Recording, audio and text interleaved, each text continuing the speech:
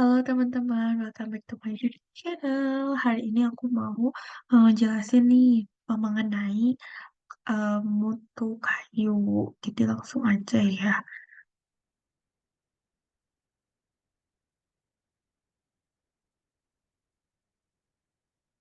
Jadi di sini ada mutu, kelas kayu, terus karakteristik struktur tekan, tarik, dan lentur, metode elastis dan plastis secara umum atau dasar ya teman-teman. Oke lanjut, langsung aja.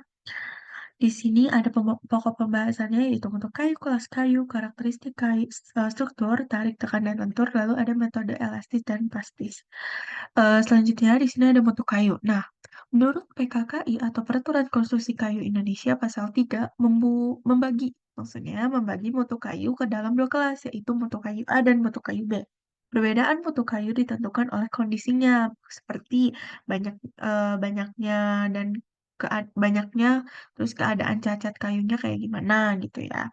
Terus kayak mata kayunya itu bentuknya kayak gimana, terus si cacat kayu akibat terkelupas kulitnya kulit kayu atau yang disebut one block itunya kayak gimana, terus miring arah seratnya itu kayak gimana gitu ya. Terus retak dan keadaan kadar lengas kayu kering udara juga kayak gimana gitu ya. Itu mutu kayu. Jadi dibagi per bagian, per kondisi gitu. Selanjutnya ada syarat mutu kayu. Nah, mutu kayu ini ada dua, teman-teman, yaitu mutu kayu A dan mutu kayu B. Untuk syarat mutu kayu A, yang pertama itu kayu harus kering, maksudnya harus kering, udara dengan kadar air kurang dari 15%. Lalu besar mata kayu tidak melebihi 1/6 lebar muka kayu atau tidak boleh lebih besar dari 3,5 cm. Lalu kayu tidak boleh mengandung kayu kubal atau one bulk yang tadi ya cacat itu yang lebih dari 1/10 lebar muka kayu. Setelah itu, miring arah serat tangan maksimumnya itu 1/10, letak arah radial tidak boleh lebih besar dari 1/4 tebal kayu, dan letak arah lingkaran tumbuh tidak boleh lebih dari 1/5 tebal kayu.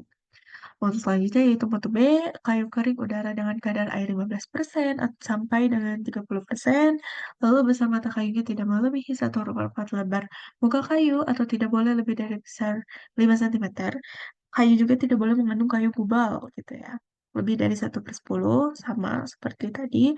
Miring arah seratnya ini tangan maksimumnya itu 1/7, bukan kalau untuk A kan 1/10 ya.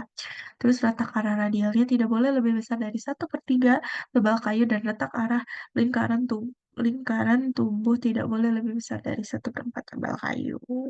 Cukup berbeda ya teman-teman. Oke, selanjutnya ada kelas kayu. Nah, kelas kayu ini diklasifikasikan berdasarkan keawetan dan kekuatannya. Keawetan yang dimaksud adalah daya tahan sebuah kayu terhadap serangan dari jamur serta serangga gitu ya.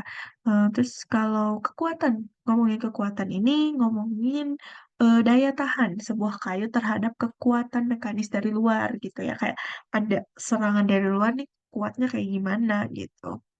Terus, berdasarkan klasifikasi di dalam struktur kayu, jenis kayu itu dibagi ke dalam dua, teman-teman. Ke dalam kayu kelas satu dan kayu kelas 2. Nah, ya, di sini ada kelas kuat. Nah, kelas kuat ini dari mulai kelas 1 sampai dengan kelas 5 dengan ketentuan yang bisa dilihat ya di layar seperti kayak tegangan lentur mutlaknya itu harus berapa. Kalau misalnya itu terus berat jenisnya tuh harus berapa di kelas kuat kayu itu yang termasuk kelas kuat kayu. Kayak gitu teman-teman. Bisa dilihat ya. Selanjutnya itu ada kelas awet. Nah, kelas awet tuh juga ada 5. Itu tuh ada kelas awet 1, 2, 3, 4, dan 5 dengan sifat pemakaian yang berbeda. Misalnya dia tuh eh, selalu berhubungan dengan tanah lembab. Nah, si kayu itu digunakannya eh, berhubungan dengan tanah lembab gitu. Kayak misalnya dekat sungai gitu ya, teman-teman. Pokoknya daerahnya lembab lah. Misalnya kalau kita eh, di kayu kelas awet 1 itu bisa tahan 8 tahun gitu misalnya. Sedangkan di kelas kayu keawetan 4 itu sangat pendek banget teman-teman awetnya gitu, pemakaiannya kayak mungkin setahun atau bahkan beberapa bulan aja ya teman-teman, kayak gitu, untuk kayak gitu. Nah, di sini ada serangan rayap tanahnya juga mungkin di kelas 1 itu tidak ada serangan rayap tanah, sedangkan di kelas 3 itu sangat cepat gitu. Bisa dilihat ya di sini. Selanjutnya ada karakteristik struktur dari tarik, tekan, dan lentur. Oke, yang pertama itu ada tarik.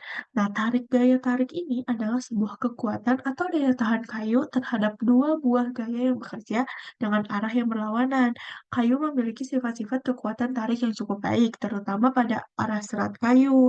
Namun perlu diingat juga ya teman-teman bahwa sifat ini itu bervariasi tergantung pada jenis kayu yang digunakan. Selanjutnya ada, karakteristik struktur yang tekan nih. Tekan itu apa sih? Nah, tekan ini adalah sebuah kekuatan atau daya tahan kayu terhadap gaya tekan yang bekerja sejajar atau tegak lurus sama serat kayu. Nah, kayu ini cenderung lebih lemah dalam menghadapi tekanan dibandingkan dengan tarikan. Nah, jika tekanan yang diterapkan berlebihan, kayu dapat retak atau bahkan hancur nih teman-teman. Nah, yang terakhir ada gaya lentur.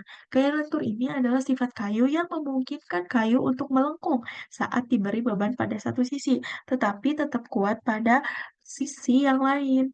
Nah, ini adalah sifat penting dalam pembuatan berbagai produk kayu, seperti papan lantai, balok, dan banyak konstruksi kayu lainnya. Namun, tingkat lentur kayu juga bervariasi ya, teman-teman, tergantung pada jenis kayu dan kelembaban kayu tersebut.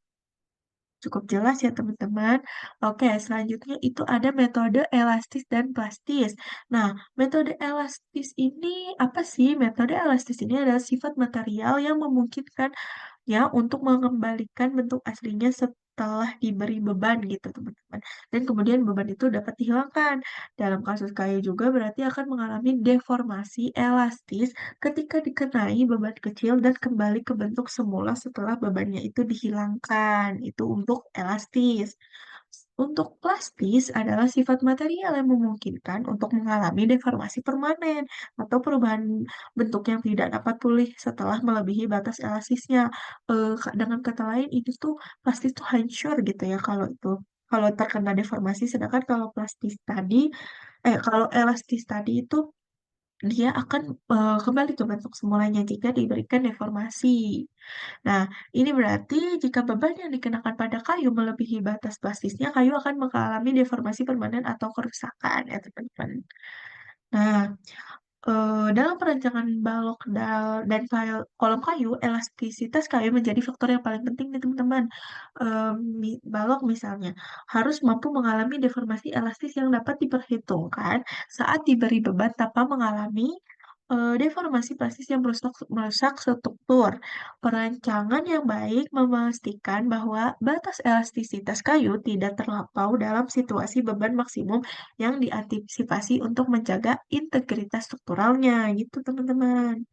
Nah, mungkin itu adalah sedikit penjelasan ya teman-teman, bagaimana tentang mutu kelas kayu, karakteristik struktur, tekan, tarik tekan atau lentur, dan lentur, dan juga metode plastis dan elastis dari sebuah kayu, struktur kayu gitu ya. Itu hanya basic-basic aja sih teman-teman. Teman-teman bisa baca di jurnal-jurnal lain atau di sumber-sumber lainnya yang lebih lengkap untuk mengetahui lebih lanjut gitu bagaimana sih tentang materi ini. Mungkin cukup sekian ya dari aku. See you in another video, guys. Bye bye.